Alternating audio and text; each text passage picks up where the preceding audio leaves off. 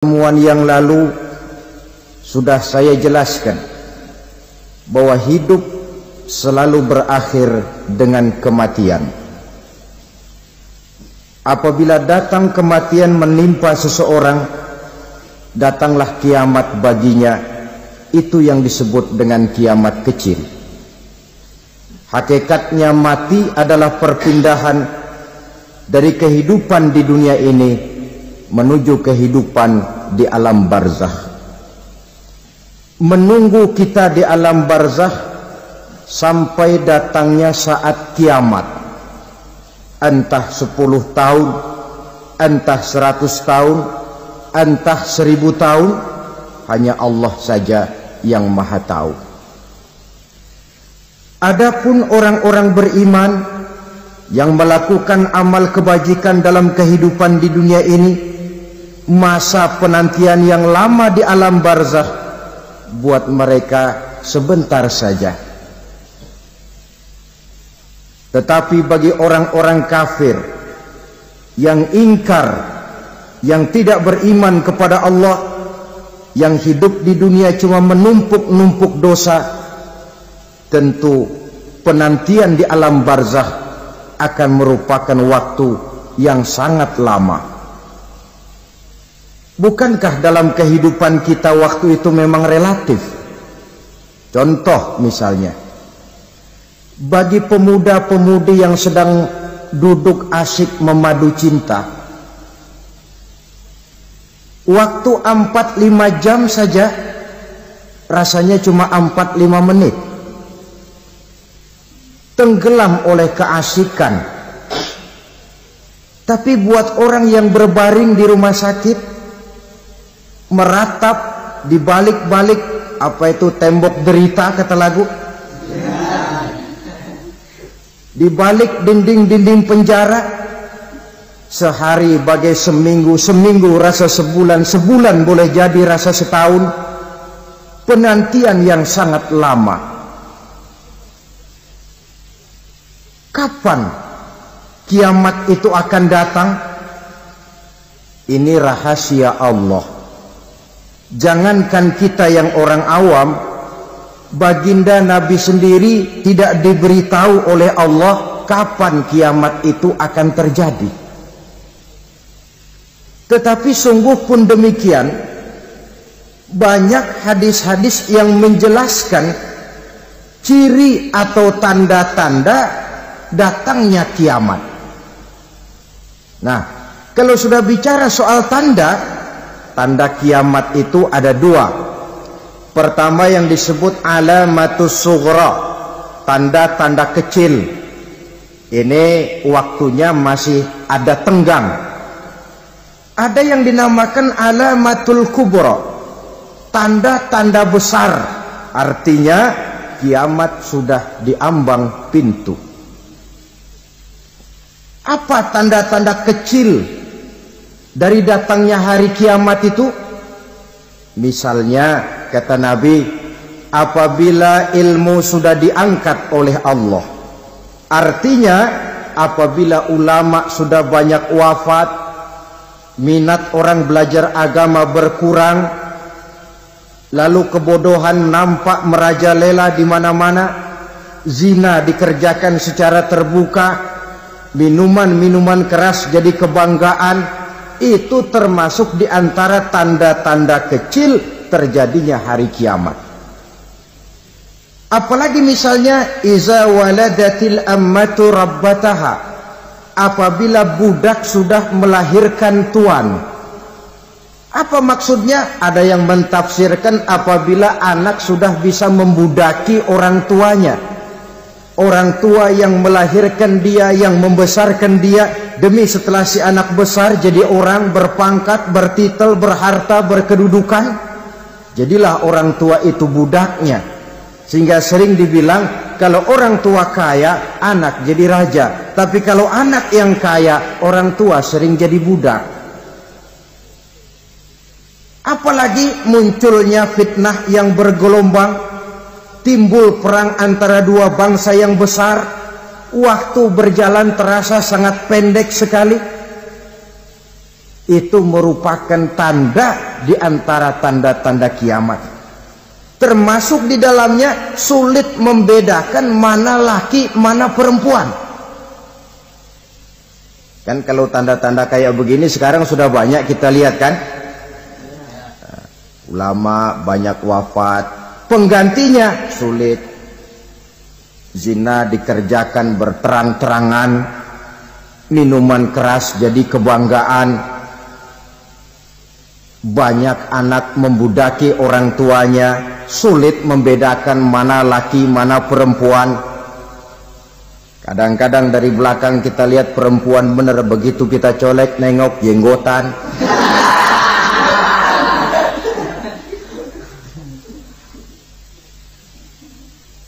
Ini termasuk tanda-tanda kecil, masih ada tenggang sampai akan terjadinya kiamat itu. Nah, yang dimaksud dengan tanda-tanda besar, ini tanda besar artinya kiamat sudah di ambang pintu. Pertama, matahari terbit dari sebelah barat. Apabila matahari sudah terbit dari arah sebelah barat, tertutuplah sudah pintu taubat. Bersabda Nabi kita, la taqumus sa'atu hatta tatlu'a syamsu min maghribiha. Tidak akan datang hari kiamat sampai matahari terbit dari arah sebelah barat. Fa iza tala'at, manakala matahari telah terbit dari arah sebelah barat, wara'ahan nasu, manusia banyak menyaksikan itu, amanu ajma'un, mereka pun lalu beriman. Yang tadinya kafir, yang tadinya ingkar, yang tadinya membangkang, setelah melihat matahari terbit dari sebelah barat, buru-buru beriman, berlomba-lomba mengucap 2 kalimat syahadat. Tapi apa yang terjadi? Kata Nabi, wadzalika hina la yanfa'u nafsan imanuha lam takun amanat min qabl. Hari itu adalah hari yang iman sudah tidak berguna lagi bagi seseorang apabila sebelumnya memang dia tidak pernah beriman.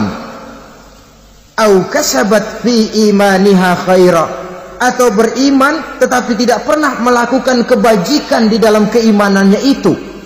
Hari yang sudah kasib, hari yang sudah terlambat, beriman tidak akan ada gunanya lagi. Ini pelajaran buat kita. Sebelum sang surya terbit dari sebelah barat, sebelum nafas sampai di tenggorokan, artinya pintu taubat masih terbuka.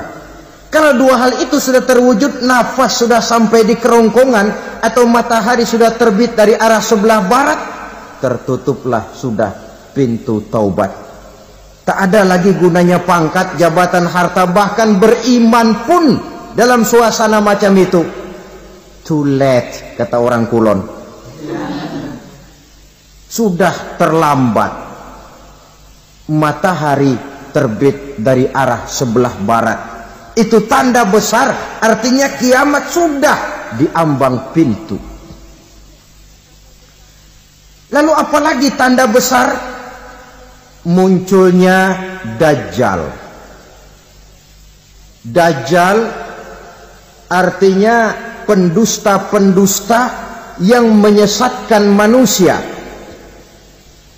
Ada 2 macam Dajjal, saudara. Ada Dajjal kecil, ini Dajjal kelas teri. Kalau ini sejak zaman Rasulullah sudah ada itu. Tiap zaman ada. Di zaman Rasulullah misalnya ada yang bernama Aswad al-Unsi dari Yaman. Ada yang namanya Musailamah al-Kazzab dari Yamama. Ada yang namanya Ibnu Sayyad dari Madinah. Ini Dajjal-Dajjal di zaman Rasul. Musailamatul Kazzab memproklamirkan diri jadi nabi dia. Di zaman Rasul masih hidup. Ini Dajjal zaman Nabi. Di zaman sahabat muncul Dajjal-Dajjal.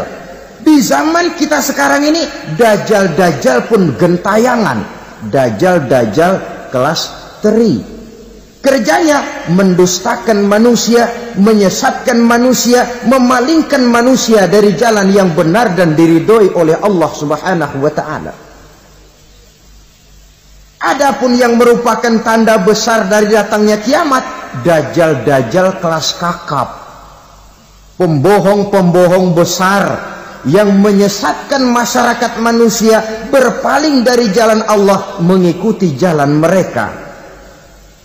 Apa sih ciri dajjal itu? Kata Nabi dalam hadis Bukhari Muslim, innad dajjala, sesungguhnya yang namanya dajjal itu yakhruju, satu saat akan muncul mendekati hari kiamat, wa inna ma'ahu ma'an, si dajjal ini membawa air, wa naran, dan juga membawa api. Dua simbol. Di tangan yang satu dia bawa air, di tangan yang satu dia bawa api. Wa ammal ladzi yarahu an-nasu ma'an fanarun, adapun yang orang banyak lihat air, hakikatnya adalah api. Yang dilihat api, hakikatnya adalah air. Oleh sebab itu, kalau api yang ditawarkan, ambillah air. Kalau air yang ditawarkan, pilihlah api. Maksudnya apa ini? Ini bahasa simbol, saudara-saudara. Dajjal bicaranya seolah-olah untuk kepentingan manusia, menawarkan surga. Surga yang dia tawarkan hakikatnya neraka. Hai manusia, kalau kau mau bahagia, jangan dekat-dekat dengan agama. Sholat itu tidak efektif dan efisien, tidak produktif dari segi ekonomi itu. Menghadiri majelis taklim cuma buang-buang waktu. Tahajud, tasbih, tahlil, baca Quran, apa itu? Pekerjaan mubazir saja. Hidup ini cuma sekali, masa yang cuma sekali, manfaatkan dengan sebaik-baiknya. Mumpung, dibawanya sifat mumpung tetapi dalam pengertian yang sangat negatif. Bicaranya seolah-olah untuk kepentingan manusia, tetapi sebenarnya menjerumuskan manusia. Menawarkan air, tapi sebenarnya api. Menawarkan api, tapi hakikatnya air. Buat apa kamu sholat? Buat apa kamu bayar zakat? Buat apa kamu puasa? Surga yang dicanangkan Dajjal, hakikatnya neraka. Neraka yang digambarkan Dajjal, pada dasarnya adalah surga. Jadi memutarbalikkan fakta itu kerjaan Dajjal. Yang hak jadi batil, yang batil dibilang hak, yang benar jadi salah, yang salah malah jadi benar. Tuntunan disuruh jadi tontonan, tontonan malah menjadi tuntunan. Itu pekerjaan Dajjal profesinya. Zamannya Nabi Adam, Dajjalnya kan iblis. Betul? Betul. Apa sih gang kerayuan iblis itu? Allah setelah menciptakan Nabi Adam kan bilang, Adam, kau dan istrimu Hawa tinggal di surga ini. Seluruh fasilitas yang ada di surga persilahkan kau nikmati. Satu yang tidak boleh, jangan coba-coba dekati pohon khuldi. Dekat saja jangan, apalagi sampai memetiknya. Datang Dajjal yang namanya iblis ini. Adam, kamu tahu nggak kenapa tidak boleh makan buah khuldi? Ya nggak tahu, pokoknya saya dilarang. Bodoh kamu Dam. Khuldun artinya kekal. Kalau kamu makan itu buah, kau akan kekal di surga buat selamanya. Allah tidak kepengen, maka dilarang kamu makan buah khuldi. Kalau kau ingin kekal di surga Adam, makan saja. Saya bicara begini ini untuk kepentingan kamu Adam. Ini kan ciri-ciri Dajjal. Bicaranya sih seolah-olah untuk kepentingan Nabi Adam, hakikat sebenarnya menjerumuskan Nabi Adam supaya ingkar dan melanggar larangan dari Allah Subhanahu wa ta'ala. Jadi setelah muncul Dajjal, timbul kekacauan-kekacauan di masyarakat. Banyak yang terpengaruh, terpedaya dan terpesona.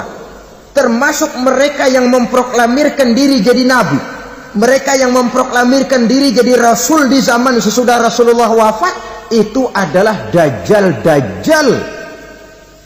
Maka saya ingatkan, kalau di zaman kita sekarang ini ada orang ngaku jadi nabi, ada orang ngaku jadi rasul, biar bahasa Arabnya kental, Quran hafal, hadis ribuan hadis hafal, biar pakai serban sampai menyengser ke tanah, bahasa Arabnya fasih, tapi dia mengaku jadi nabi, jadi rasul, kita umat Islam wajib tidak percaya.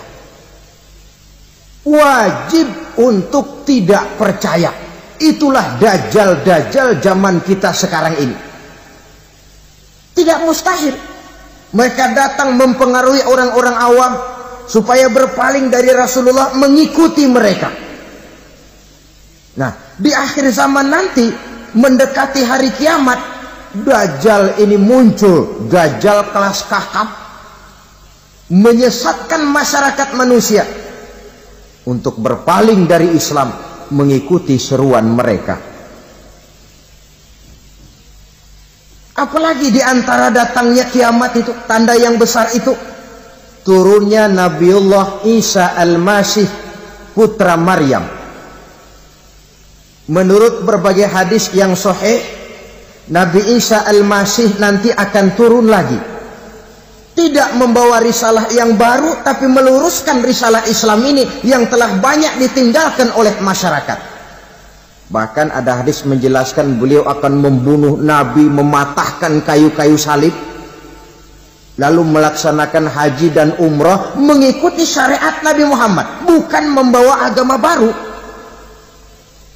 Menjadi semacam mujaddid, reformer, menyelamatkan manusia dari bisikan dajjal.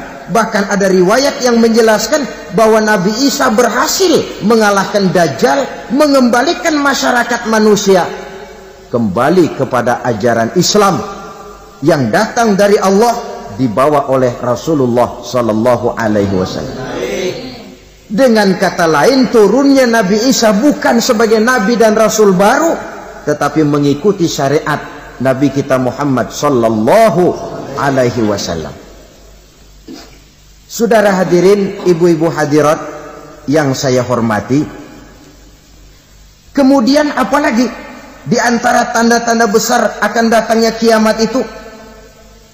Keluarnya asap atau awan. Kata Nabi, inna min asrati sa'ah dukhanan yamla'u ma bainal masyriqi wal maghrib. Di antara tanda-tanda kiamat, munculnya awan atau asap yang memenuhi antara langit dan bumi. Ini pun diperkuat dalam surah Ad-Dukhan ayat 10. Fartaqib yauma ta'ti as-sama' bidukhanin mubin fayughshan nas hadza azabun alim. Bagi orang-orang yang beriman, mereka biasa-biasa saja, tapi bagi orang kufur, datangnya asap dan awan ini merupakan azab yang kelewat pedih. Barangkali sedikit mendekati gambaran tentang azab yang pedih ini, saya ingatkan alam pikiran kita kepada peristiwa yang belum lama terjadi. Pernah dengar berita bocornya reaktor nuklir di Chernobyl, Uni Soviet? Pernah dengar? Nah. Bocornya reaktor nuklir di Chernobyl yang mengakibatkan ratusan, bahkan sangat mungkin ribuan nyawa. Cuma satu reaktor. Bagaimana kalau seluruh cadangan nuklir yang dimiliki oleh para negara adikuasa ini diledakkan? Bahkan yang konon menurut catatan, cadangan nuklir yang dimiliki bersama oleh Amerika dan Rusia sekarang ini sudah sanggup memusnahkan 6 miliar manusia. 1,5 kali lebih banyak dari jumlah manusia yang nongkrong di permukaan bumi ini. Saudara-saudara hadirin yang saya hormati, lalu saat mendekati hari kiamat, apalagi tandanya? Setelah Nabi Isa wafat, pada saat turunnya yang kedua kali, Lalu Allah meniupkan angin sejuk. Semua orang-orang beriman, orang-orang baik wafat. Sehingga penghuni bumi ini cuma tinggal lagi terdiri dari orang-orang kafir. Tidak ada lagi di bumi ini yang bisa mengucapkan Allah. Sehingga dalam hadis qudsi itu ada keterangan, Innallaha azza wa jalla yaqulu li Israfil. Allah pernah pesan kepada malaikat Israfil. Kata Allah, Israfil, Iza sami'ta qailan yaqul Allah Allah fa akhirin nafah 40 sanatan ikraman liqailiha. Hai Israfil, apabila kau dengar di permukaan bumi masih banyak orang yang mengucapkan Allah Allah, maka tunda sangkakala kiamat itu 40 tahun. Untuk apa? Ikraman liqailiha, menghormati orang yang mengucapkan Allah Allah itu. Wah, jadi karena sekarang masih banyak yang mengucapkan Allah, besar hatilah kita, masih jauh kiamat itu. Tapi jangan lupa, kiamat pribadi, kiamat kecil itu yang nggak kita sangka-sangka. Ajal datang mencabut nyawa, itu kiamat pribadi. Dan itu yang pasti kita hadapi. Dan itu yang membuat kita tidak boleh bersikap main-main di dalam kehidupan sekarang ini. Saudara hadirin yang saya hormati, tidak ada lagi orang-orang muslim. Seluruh penduduk dunia ini kafir. Lalu terciptalah struktur sosial yang berlandaskan prinsip hidup semau gue. Bakal terjadilah prinsip di mana yang kaya menyantap yang miskin, yang kuat menindas yang lemah. Hidup sudah bagaikan di rimba belantara. Berlaku hukum rimba, siapa yang kuat dia yang menang, siapa yang lemah menjadi mangsa. Timbul kekacauan, maksiat merajalela, munkarat menjadi-jadi. Sehingga isi bumi ini penuh dengan segala macam perbuatan dosa. Tidak ada perlunya lagi alam diperpanjang temponya. Datang saat yang sudah dijanjikan oleh Allah Azza wa Jalla, maka terjadilah yang disebut kiamat kubra, kiamat besar, kiamat hancur-hancuran. Bagaimana kejadian ini dimulai? Dalam surah Az-Zumar ayat 68, Allah subhanahu wa ta'ala berfirman, wa nufikha fis suri fasa'iqa man fis samawati wa man fil ardi illa man sya'allahu. Maka manakala ditiuplah sangkakala, terkejutlah seluruh yang ada di langit dan seluruh yang ada di bumi. Bila saat kiamat datang, Allah perintah malaikat Israfil, Israfil, tiup sangkakalamu. Ditiuplah sangkakala oleh malaikat Israfil. Yang akibat daripada tiupan itu, seluruh yang ada di langit, seluruh yang ada di permukaan bumi terkejut. Yang ada di langit siapa? Malaikat kan. Bayangin aja kalau malaikat kaget, apalagi kita. Terkejut seluruh makhluk yang ada di bumi, yang ada di langit mendengar suara sangkakala itu. Bunyinya tidak sanggup kita bayangkan dahsyatnya. Ledakan nuklir, ledakan neutron, belum apa-apa ketimbang bunyi sangkakala malaikat Israfil ini. Nah, lalu mendengar bunyi sangkakala ini, gemparlah makhluk, kacaulah alam. Bumi gempa, planet-planet bertabrakan, gunung meletus, air laut tumpah ke darat, angin topan bertiup, halilintar menyambar. Lalu semua yang bernama hidup mati total. Mati bareng tanpa persiapan. La haula wala quwwata illa billah. Saya kadang-kadang dalam tafakur bermohon, ya Allah, mudah-mudahan saya enggak nemuin kiamat beneran. Ngeri. Tidak bisa kita bayangkan macam apa suasana seperti itu. Allah saja banyak memberikan gambaran, misalnya Al-Qari'ah, wa mal qari'ah, wa ma adraka mal qari'ah. Kejadian yang menggemparkan. Tahukah kamu apa kejadian yang menggemparkan itu? Yauma yakunun nasu kal farasil mabsus wa takunul jibalu kal ihnil manfus. Pada saat itu manusia berterbangan bagai kupu-kupu. Gunung berterbangan seperti kapas ditiup angin. Gunung saja macam kapas, konon lagi manusia. Kematian total, mulai semut sampai gajah mati, jin mati, iblis mati, malaikat mati.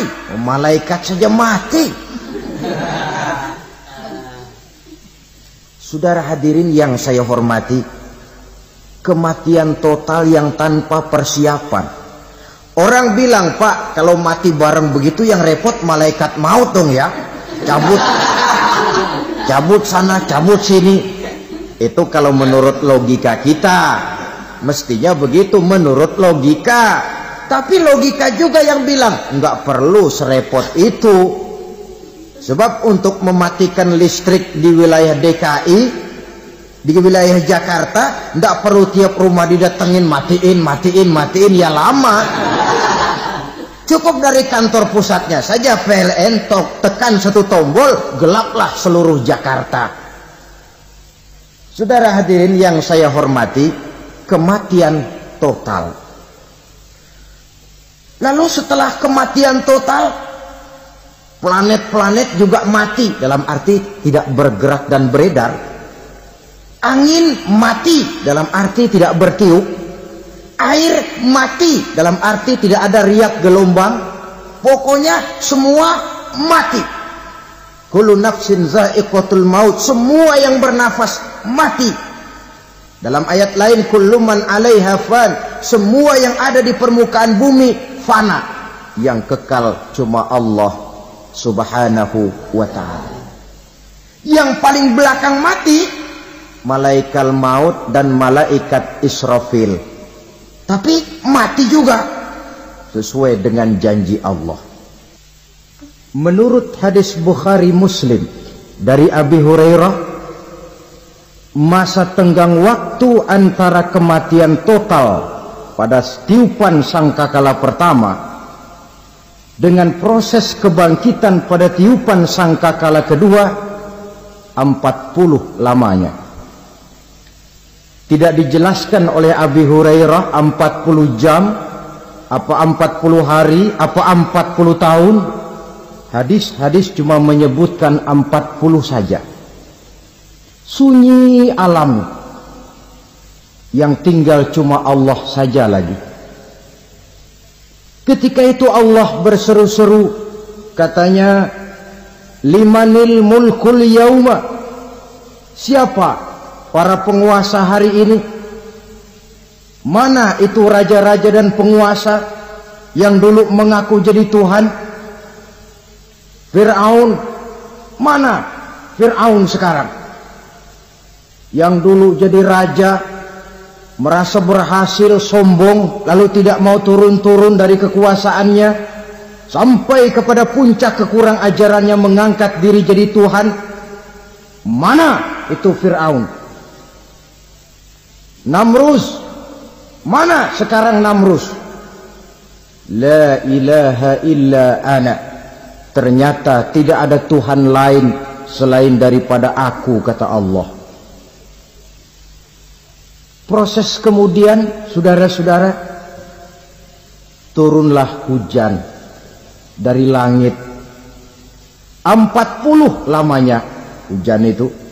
Tidak jelas juga 40 jam apa 40 hari. Setelah air turun membasahi, datanglah tiupan sangkakala yang kedua. Semua yang bernama mati bangkit dari kuburnya masing-masing. Ini yang disebut yaumul ba'tsi, hari kebangkitan. Allahu Akbar. Pada saat kita bangkit dari kubur kita masing-masing, kumpul di padang mahsyar namanya. Bayangin aja, saya sendiri nggak sanggup bayangin. Manusia sejak zaman Adam sampai zaman kiamat kumpul bareng di tempat sama. Berapa banyaknya itu?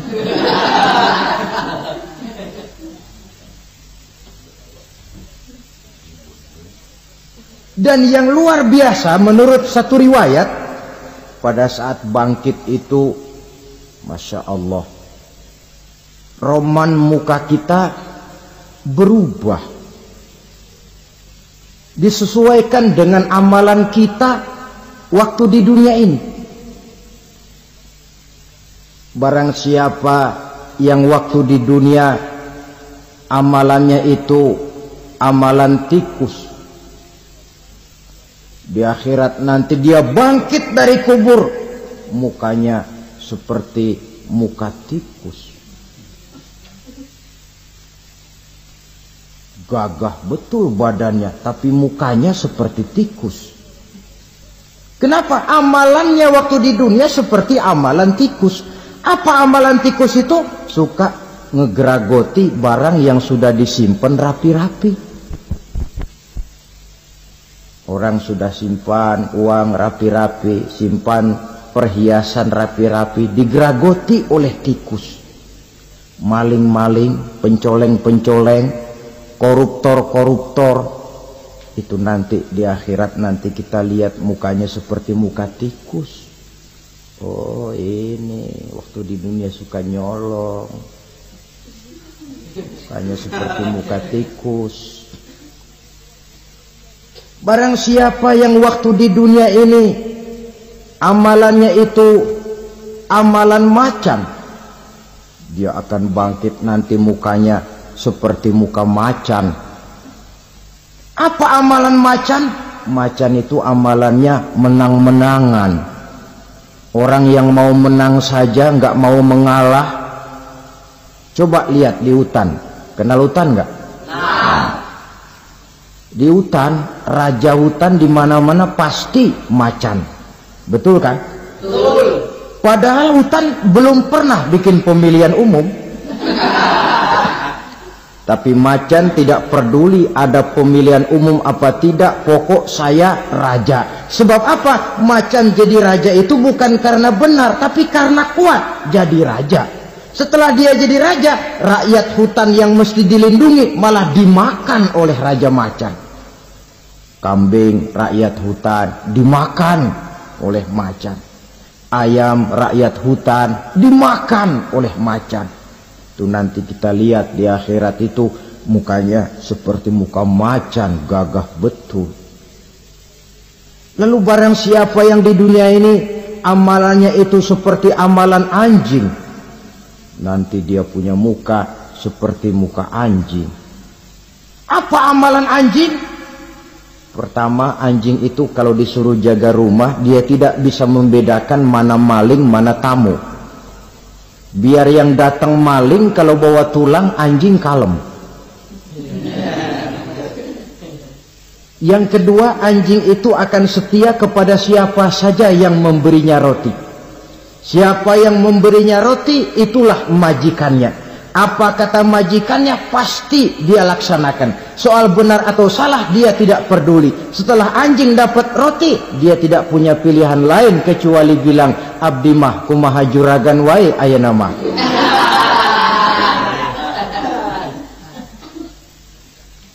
Saudara hadirin yang saya hormati, berkumpul di padang mahsyar, tiap orang sibuk dengan persoalannya masing-masing.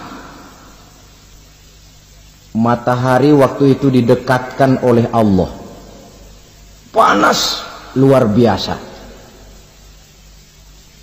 Ada yang saking panasnya itu mencucurkan peluh keringat sampai sebatas mata kakinya, ada yang keringatnya sampai sedengkulnya, ada yang keringatnya sampai sepusatnya, ada yang keringatnya mengalir sampai sebahunya, ada yang kelelap oleh keringatnya sendiri, sementara orang di sampingnya nggak apa-apa. Bergantung lagi amalan dia waktu di dunia ini. Saudara-saudara, sebagian orang dalam kepanikan padang mahsyar berombong-rombong datang mereka menghadap Nabi Adam. Ya Adam, anta abal bashar. Hai Adam, Tuhan adalah bapak moyang manusia. Kami sebentar lagi akan disidang, dimintakan pertanggungan jawab. Tolonglah kami, hai Adam. Kata Nabi Adam, jangankan nolongin sampean, saya sendiri tanggung jawab di hadapan Allah. Ketika dulu tidak boleh makan khuldi, saya serobot. Sudahlah, urus diri masing-masing saja, nafsi. Begitu kata Nabi Nuh, begitu kata Nabi Ibrahim. Tiap orang bertanggung jawab sendiri-sendiri. Ketika itulah saudara-saudara, nikmatnya menjadi umat Nabi besar Muhammad sallallahu alaihi wasallam. Sebab apa? Walaupun menurut abjad kita ini umat paling belakang, kan paling belakang kita ini toh, karena Nabi Muhammad adalah Nabi akhir, tapi akan dihisap lebih dulu, lewat di atas sirat lebih dulu, masuk surga lebih dahulu ketimbang umat-umat belakangan.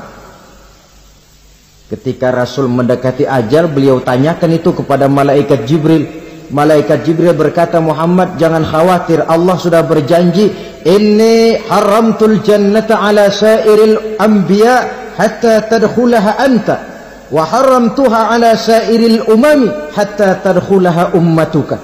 Surga aku haramkan buat seluruh nabi kecuali kalau engkau Muhammad sudah masuk ke dalamnya, dan surga aku haramkan buat seluruh umat kecuali kalau umatmu Muhammad sudah masuk ke dalamnya. Logikanya, walaupun menurut abjad kita umat paling belakang, bakal dihisab paling dulu, lewat di atas sirat paling dulu, masuk surga paling dulu, kalau mampir ke neraka juga paling dulu. Ya resiko. Jangan mau enaknya aja paling dulu. Saudara hadirin yang saya hormati, setelah masa kebangkitan itu jangan dikira begitu bangkit langsung diperiksa, masih menunggu menanti ribuan tahun perhitungan padang mahsyar untuk sampai kepada proses yang disebut yaumul hisab, hari perhitungan. Seorang demi seorang bakal dipanggil. Bayangkan saja, kita se-RT saja di absen, kadang-kadang perlu waktu lama. Ini manusia sejak zaman Nabi Adam sampai datang hari kiamat, satu demi satu disidang di hadapan Qadhi Rabbul Jalil. Status sosial copot sudah waktu itu. Yang pernah jadi hartawan di situ tidak lagi kelihatan kehartawanannya. Yang pernah jadi jenderal tidak lagi dipanggil jenderalnya. Yang ustadz tidak lagi dipanggil al-mukarramnya. Seluruh status sosial selesai. Dipanggillah kita seorang demi seorang menghadap Qadhi Rabbul Jalil. Bagaimana proses penghisaban itu? Pertama, proses tanya jawab. Di antaranya ada hadis menyatakan, lan tazula qadama 'abdin yaumal qiyamah hatta yus'ala an arba'i khisalin. Besok di hari kiamat tidak akan bergeser telapak kaki seorang hamba sampai dia ditanya lebih dulu tentang 4 persoalan. Tentang ilmunya, kemana ilmu itu diamalkan. Tentang umurnya, di mana umur itu dihabiskan. Tentang masa mudanya, kemana masa muda itu dipakai. Tentang hartanya, dari mana harta itu didapat dan kemana harta itu dibelanjakan. Ini termasuk proses tanya jawab. Jadi kalau istilah pengadilan dunia, nama Fulan bin Fulan. Kamu waktu di dunia diberikan umur panjang untuk apa? Pernah mengalami masa muda, kemana kau habiskan masa remajamu? Kau diamanahkan ilmu, dengan apa ilmumu kau amalkan? Kau diberikan harta, dari mana harta kau dapat, kemana kau belanjakan? Tak seorang pun yang bisa mungkir. Sebab apa? Dikala itu yang menjadi saksi bukan orang. Yang menjadi saksi adalah seluruh anggota badan kita. Tangan bicara, kaki jadi saksi terhadap seluruh amalan yang pernah kita kerjakan pada saat kehidupan di alam dunia ini. Selesai proses tanya jawab, lalu diperlihatkan buku catatan kita waktu hidup di dunia ini. Jangan lupa Allah itu menyiapkan 2 superkomputer kepada kita. Sebelah ditempelin sebelah kanan, yang sebelah tempelin di sebelah kiri. Komputer itu namanya Raqib dan Atid. 2 malaikat yang apabila baik kita lakukan, refleks saja akan menulis kebajikan kita. Jahat kita kerjakan, akan tertulis. Catatan itu nanti diperlihatkan kepada kita. Waduh, alangkah malunya pada saat diperlihatkan catatan kita, buku rapot kita merah melulu. Barangkali diperiksa sambil diomelin, brengsek lo. Buku merah melulu begini, bagaimana waktu hidup di dunia? Tidak cukup diperlihatkan buku catatan kehidupan, rekaman kehidupan. Rekaman kehidupan kita secara utuh sejak terlahir sampai ajal datang merenggut nyawa. Barangkali mirip dengan video sekarang ini, di mana terekam dengan baik seluruh kegiatan kita sejak yang sekecil-kecilnya sampai kepada yang sebesar-besarnya. Untuk kemudian kita pun menerima balasan. In khairan fa khairun wa in syarran fa syarrun. Kalau baik ya baik balasannya, kalau jahat ya jahat juga balasannya. Catatan-catatan kita diberikan. Kalau banyak kebajikannya diberikan di tangan kanan dengan cara yang halus. Kalau banyak kejahatannya diberikan dari sebelah kiri atau dilempar dari belakang. Itulah sebabnya sejak di dunia ini kita sudah mohon kepada Allah. Ketika berwudu membasuh tangan kanan, apa kita bilang? Allahumma a'tini kitabi biyamini wa hasibni hisaban yasira. Ya Allah, berikan saya kitab di tangan kanan, dan kalau saya memang perlu dihisap, hisaplah saya yang seringan-ringannya. Tangan kiri berlindung kita kepada Allah. Jangan sampai diberikan kitab di tangan kiri atau dari arah sebelah belakang. Wa a'udzubika an tu'tiya kitabi bishimali aw min wara'i zuhri, dari arah sebelah belakang. Na'udzubillah min dzalik. Setelah selesai lewat proses penghisaban, lewat mizan, timbangan, maka yang sudah selesai dihisab itu bergeraklah menuju sirat, jembatan yang terbentang menuju surga melalui neraka.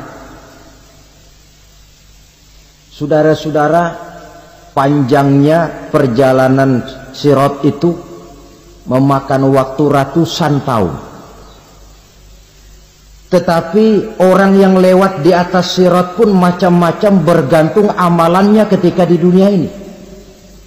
Ada yang lewat di atas sirat itu kalbarkil khatib, seperti kilat yang menyambar, lep, sudah sampai dia di surga. Cepat bukan main. Ada yang lewat di atas sirat itu seperti orang lari-lari. Ada yang lewat di atas sirat itu seperti orang jalan biasa.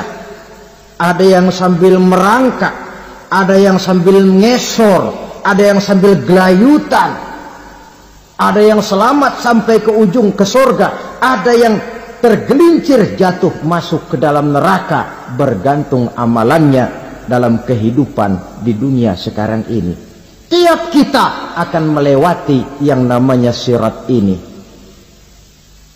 Saudara-saudara kaum muslimin yang saya hormati,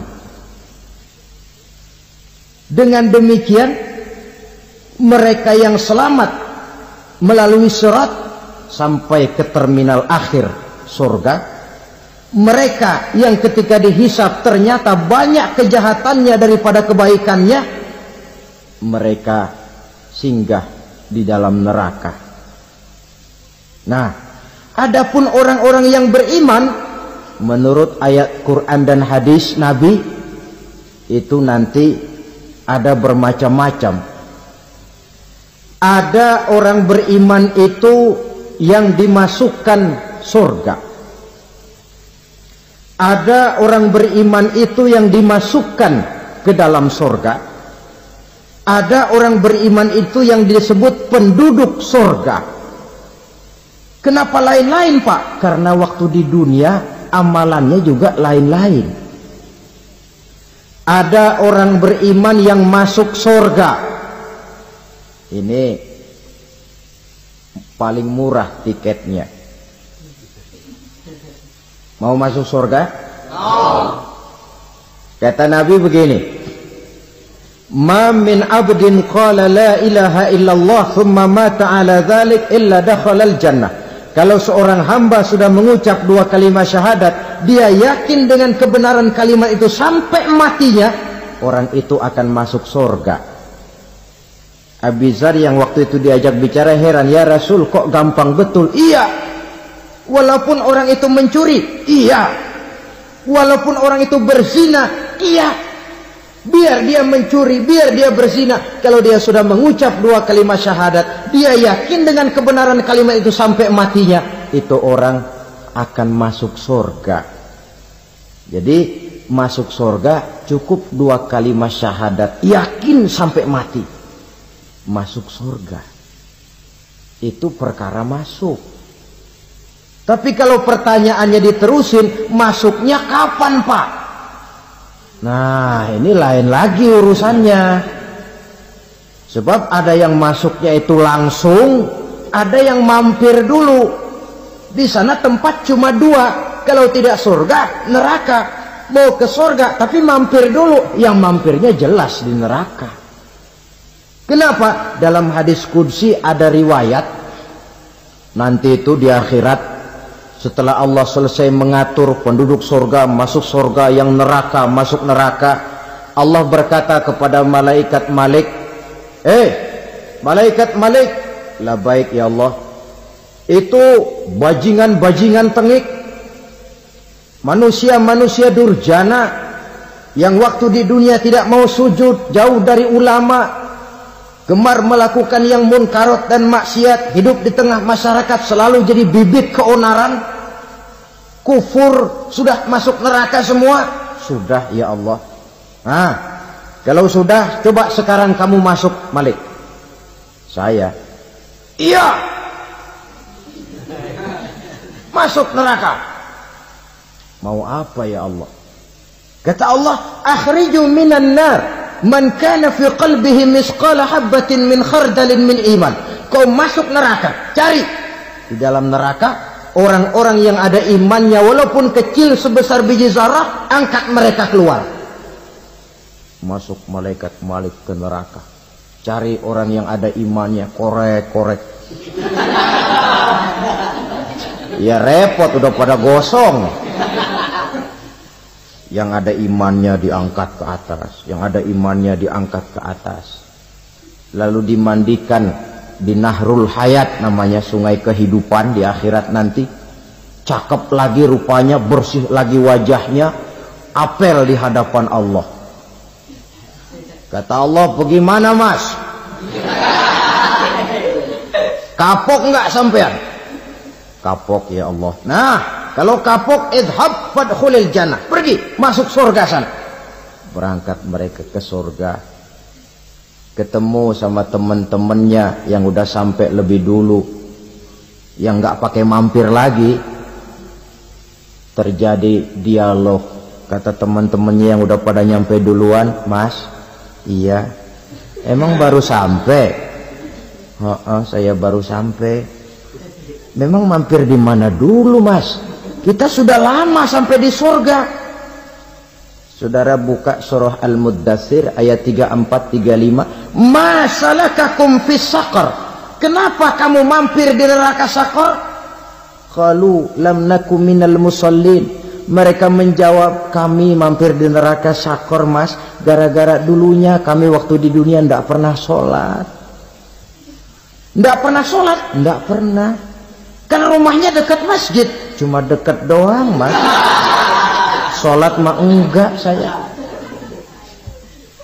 Enggak pernah ngasih makan fakir miskin, tidak pernah hadir di majelis taklim, pendeknya tidak pernah melakukan kebajikan. Maka saya pun mampir di neraka Saqar. Untung betul saya punya iman, Mas, sedikit. Waktu hidup di dunia dulu saya pernah mengucap 2 kalimat syahadat, sekali-kalinya waktu mau kawin. Masya Allah. Untung saja kawin, kalau nggak kawin polos.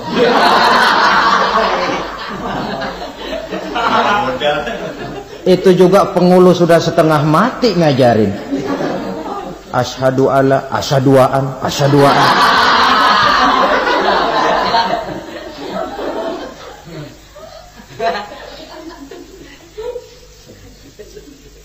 Ini namanya masuk surga, ada mampir dulu. Ada pula orang mukmin itu yang dimasukkan surga. Namanya dimasukkan kan terima beres.